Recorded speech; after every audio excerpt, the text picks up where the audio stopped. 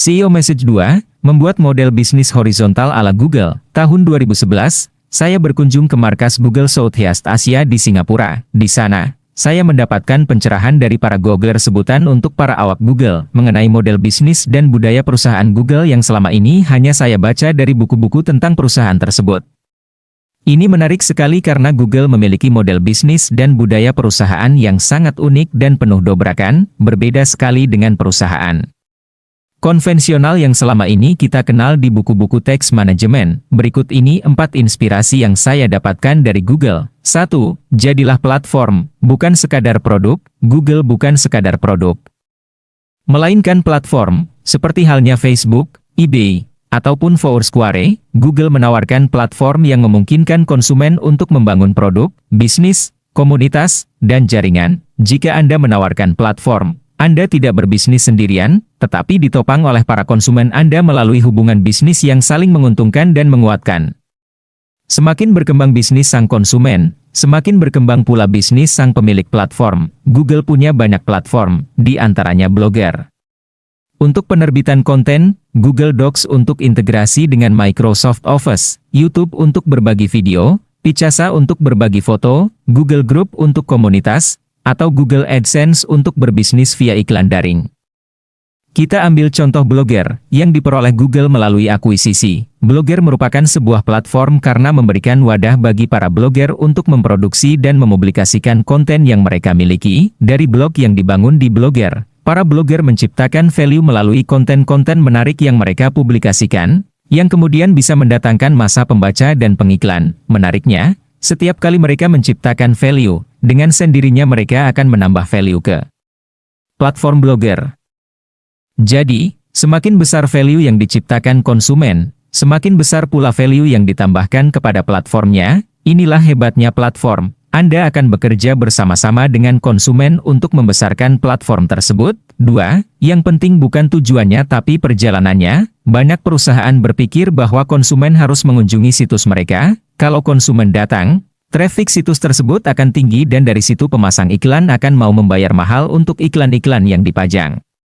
Di sana, Google berpikir sebaliknya. Dia tidak menjadikan homepage-nya sebagai tujuan akhir, melainkan sebagai alat yang membawa Anda ke tempat yang Anda inginkan alih-alih minta dikunjungi. Google justru menyambangi konsumennya. Akibatnya, jutaan jalan bisa Anda tempuh untuk mengakses Google. Box pencarian Google dapat Anda pakai dan hadir di situs manapun di internet.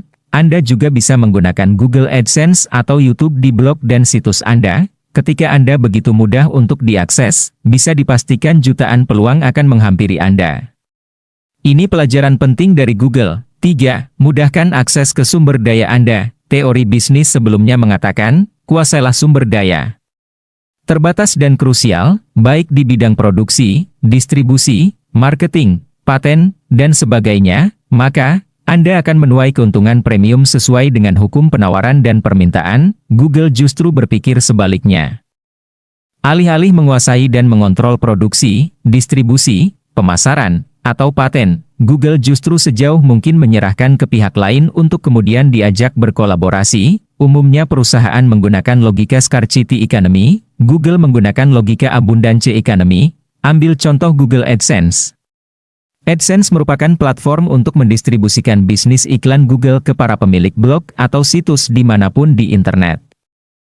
Jadi, Google tidak rakus memakan bisnis iklannya sendiri, tetapi mengajak distributornya, yaitu para pemilik blog dan situs untuk berkolaborasi menciptakan dan membangun bisnis secara bersama-sama. Tak heran jika pemilik blog dan situs tersebut kemudian menjadi evangelis fanatik bagi Google. 4. Jangan berhenti berkembang, libatkan konsumen. Hampir semua produk yang dibuat Google meluncur dengan label beta. Versi beta berarti produk tersebut masih dalam proses uji dan eksperimen, masih dalam proses perbaikan atau penyempurnaan. Cara seperti ini bertentangan dengan konvensional wisdom yang berlaku sebelumnya, bahwa produk harus sempurna begitu meluncur di pasar. Inilah cara Google untuk mengatakan kepada konsumennya, kami memang masih jauh dari sempurna, marilah kita sempurnakan bersama-sama. Itulah cara Google untuk melibatkan konsumen menyempurnakan produk. Harus diingat, konsumenlah yang paling tahu apa kebutuhannya. Karena itu, konsumenlah yang paling layak menyempurnakan produk yang dibutuhkannya. Kemudian, dalam pengoperasian organisasi, berbeda dari kebanyakan perusahaan konvensional yang bersifat vertikal, Google unik dan revolusioner karena menggunakan pendekatan dan logika bisnis yang horizontal. Mengapa saya membawa cerita Google di awal tulisan ini?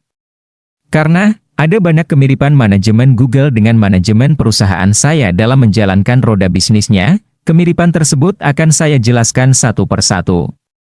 Agar Anda pun memahami bagaimana bermain dalam manajemen horizontal tersebut, izinkan kali ini saya ingin menerangkan sedikit tentang gaya manajemen perusahaan saya yang mengadopsi sistem horizontal, atau yang dalam bahasa manajemennya disebut sebagai flat organization. Dalam manajemen pada umumnya, yang banyak dipakai yaitu sistem klasik yang struktural.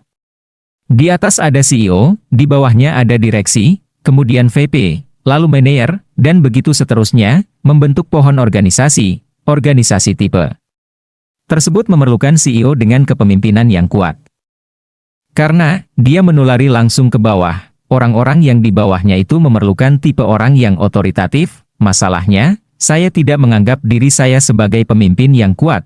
Saya juga tipe yang permisif, bukan otoritatif. Karena itu, saya lebih baik mengadopsi sistem horizontal. Penjelasannya begini, bayangkan permainan sepak bola.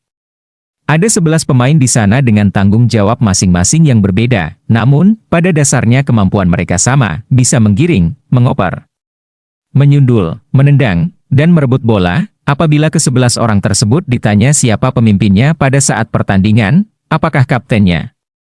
Atau pelatihnya? Atau, mereka memimpin diri sendiri sehingga mereka bisa mengoper kemanapun dan kapanpun.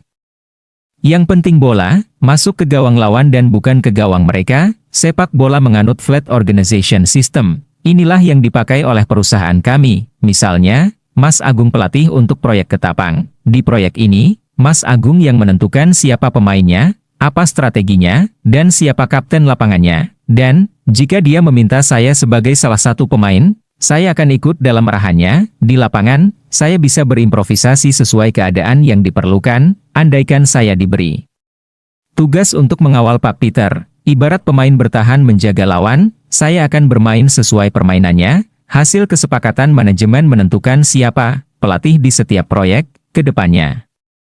Perusahaan kami memiliki berbagai proyek dan setiap proyek akan ditunjuk siapa pelatihnya dan siapa pemainnya. Yang jelas, kalau tim sudah lengkap dan bermain semua, tim baru harus siap dilatih dan direkrut oleh para pelatih tersebut. Jadi, sekali lagi, terinspirasi dari kredo Google. Perusahaan kita memang masih jauh dari sempurna. Marilah kita sempurnakan bersama-sama.